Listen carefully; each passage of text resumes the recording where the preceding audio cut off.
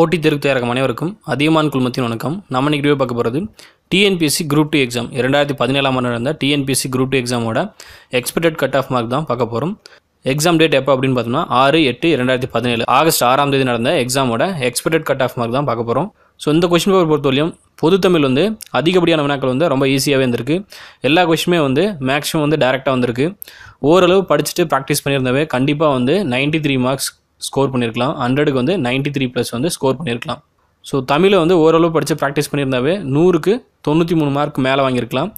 அதே போல் மேக்ஸில் பார்த்தீங்கன்னா ஓரளவு ஈடுபாட்டோடு படிச்சிருந்தீங்கன்னா 25 கொஸ்டினுக்கு 21 கொஸ்டினுக்கு மேலே நீங்கள் ஈஸியாக அட்டன் பண்ணியிருக்கலாம். ஸோ 21 கொஸ்டின் நீங்கள் கரெக்டாக ஆன்சர் பண்ணியிருக்கலாம்.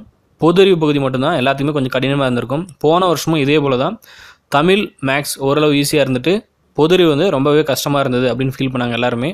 ஸோ இந்த வருஷமும் பொது அறிவு ஓரளவு கடினமாக தான் இருந்திருக்கு. ஸோ பொது அறிவை பொறுத்தவரையும் இருக்கக்கூடிய 75 கொஸ்டினில் 55லேருந்து 60 கொஸ்டின் வரையும் ஓரளவு ஆன்சர் பண்ணியிருக்கலாம். ஸோ டோட்டலாக இருக்கக்கூடிய 200 கொஸ்டினுக்கு எக்ஸ்பெக்டட் கட் ஆஃப் ஒவ்வொரு கம்யூனிட்டிக்கும் எவ்வளோ வரும் அப்படின்றத பார்க்கலாம். Total question 200. ஸோ அதுலேருந்து ஒவ்வொரு கம்யூனிட்டிலையும் மேல் ஃபீமேல் எவ்வளோ மார்க்ஸ் ஸ்கோர் பண்ணால் உங்களுக்கு ஜாப் கிடைக்கிறதுன சான்ஸ் இருக்குது அப்படின்றத பற்றி பார்க்கலாம்.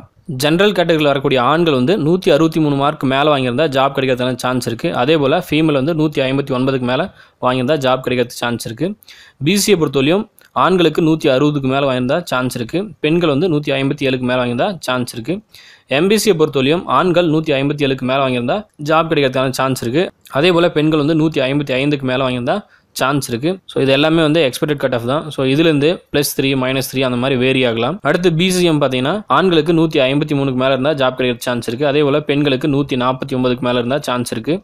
எஸ்சிக்கு ஆண்களுக்கு 152க்கு மேலே இருந்தால் ஜாப் கிடைக்கிறதுக்கான சான்ஸ் இருக்குது. பெண்களுக்கு 148க்கு மேலே இருந்தால் சான்ஸ் இருக்குது. எஸ்சியில் இருக்கக்கூடிய ஆண்களுக்கு 150க்கு மேலே இருந்தால் சான்ஸ் இருக்குது. பெண்களுக்கு 147க்கு மேலே இருந்தால் சான்ஸ் இருக்குது. எஸ்டி கேட்டகரியில் வரக்கூடிய ஆண்களுக்கு 147க்கு மேலே இருந்தால் சான்ஸ் இருக்குது. அதே போல் எஸ்டியில் வரக்கூடிய பெண்களுக்கு 141க்கு மேலே இருந்தால் சான்ஸ் இருக்குது. ஸோ இந்த எக்ஸ்பெக்டட் கட் ஆஃப் எல்லாமே உங்களுக்கு ஒரு நம்பிக்கை கொடுக்கும். எப்படி இருந்தாலும் ஓவரால் ரேங்க்கும் கம்யூனிட்டி ரேங்க் தான் உங்களோட வேலையை முடிவு செய்யும். ரிசல்ட் வந்ததுக்கப்புறம் உங்களோட ஓவரால் ரேங்க் என்ன, உங்களோட கம்யூனிட்டி ரேங்க் என்ன, அதை பொறுத்து தான் உங்களுக்கு ஜாப் கிடைக்கிறத கன்ஃபார்ம் பண்ண முடியும். எங்களோட வெப்சைட் www.way2tnpc.com, எங்களோட ஃபேஸ்புக் பேஜ் www.facebook.com/way2tnpc, அதே போல் ட்விட்டர் பேஜ் என்ன அப்படின்னு பார்த்தீங்கன்னா twitter.com/way2tnpc. இந்த பேஜை நீங்கள் லைக் பண்ணிங்கன்னா ஃபாலோ பண்ணிங்கன்னா உங்களுக்கான ரெகுலர் அப்டேட்ஸ் வந்துட்டே இருக்கும். இந்த வீடியோ உங்களுக்கு பிடிச்சிருந்தால் லைக் பண்ணுங்கள், கமெண்ட் பண்ணுங்கள். எக்ஸாம் ப்ரிப்பேர் ஸ்டூடெண்ட்ஸ் கூட இந்த வீடியோ ஷேர் பண்ணுங்கள். எங்களுக்கு தகவல் உங்களுக்கு பிடித்திருந்தால் எங்களோட சேனலை சப்ஸ்கிரைப் பண்ணுங்கள். டிஎன்பிஎஸ்சி பாடத்தில் வரலாறு, அறிவியல், நடப்பு நிகழ்வுகள், கணிதம் பற்றிய விவரங்கள் அறிய எங்களோடு இணைந்திருங்கள். நன்றியுடன் அதியமான் குழுமம். நன்றி, வணக்கம்.